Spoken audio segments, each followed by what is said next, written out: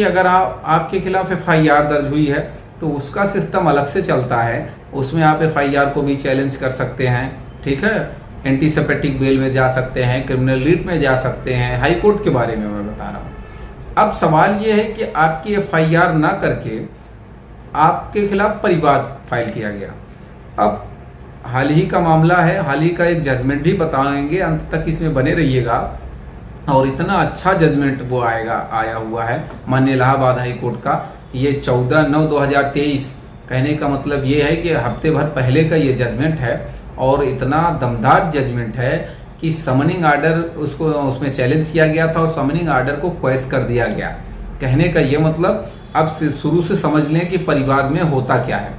अगर आपकी पत्नी ने 498A के धाराओं में आपके या 3/4 DP एक्ट में या 323 में जो भी है अन्य धाराएं उसके साथ जो भी लगती हैं, तो अगर परिवाद फाइल कर दिया है आपकी पत्नी ने, अब परिवाद जब परिवाद फाइल हो गया तो पत्नी का 200 का यानी परिवादिनी का बयान होगा धारा 200 CRPC में, 2 गवाहों का बयान होगा धारा 202 CRPC में।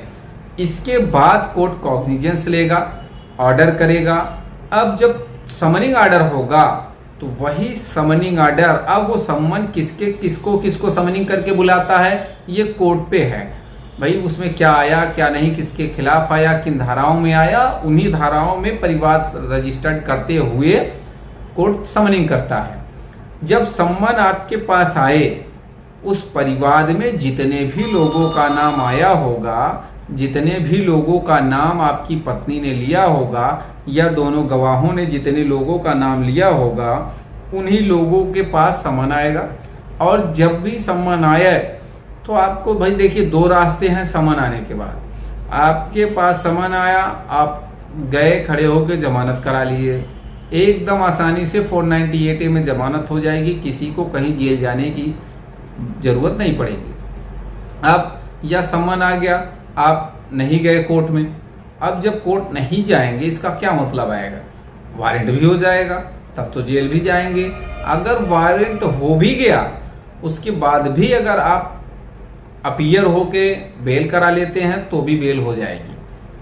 82 हो गया तो आप सोचेंगे तो आपको फिर हाई कोर्ट जाना पड़ेगा 82 के स्टे के लिए या सेम डे ऑर्डर के लिए, बेल के लिए, तब आपकी जमानत होगी।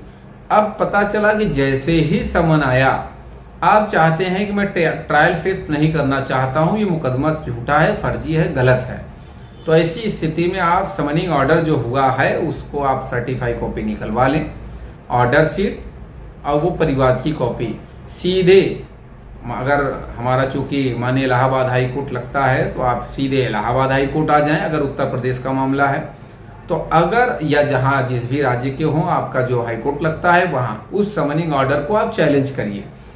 अब जब समनिंग ऑर्डर को चैलेंज करेंगे, अगर कोर्ट को लगता है कि आपको गलत समन करके बुलाया गया है तो आपके खिलाफ ये परिवाद जो फाइल हुआ है इसमें कोई आपके खिलाफ कुछ बनता ही नहीं है, तो फिर आपको फायदा मिलने वाला है 100%। अब आप कहेंगे कि हो सकता है ना मिले, तो हाल ही का एक जजमेंट 14/9/2023 का माननीय इलाहाबाद हाई कोर्ट ने दिया, जिसमें कि 498A 323 3/4 DP एक्ट ऐसी धाराओं में एक कौशाम्बी जिले का मामला है, उसमें अब केस भी आप समझ लें, Virendra Kumar Kushwaha and 4 others versus state of UP and others. इस केस में समनिंग ऑर्डर को चैलेंज किया गया 482 CRPC में। जब इसमें समनिंग ऑर्डर को चैलेंज किया गया तो माननीय इलाहाबाद हाई कोर्ट ने उस समनिंग ऑर्डर को क्वैश कर दिया। अब किसके खिलाफ चैलेंज, देखिए जितने लोग हैं वो अलग से भी चैलेंज कर सकते हैं, अलग अलग भी, एक साथ भी। अक्सर आपने देखा होगा 498A के केस में नंदोई को या ननद को भी अभियुक्त बना दिया जाता है, तो ऐसे लोग अगर हैरान परेशान हैं तो 100% आपको भी ये काम करना चाहिए। नहीं तो भाई सीधा सा फंड आप ट्रायल फेस करिए, जाइए जमानत कराइए, फिर डिस्चार्ज लगाइए या फिर चार्ज फ्रेम करके गवाही कराना शुरू कर दीजिए, वो तो आपके ऊपर है।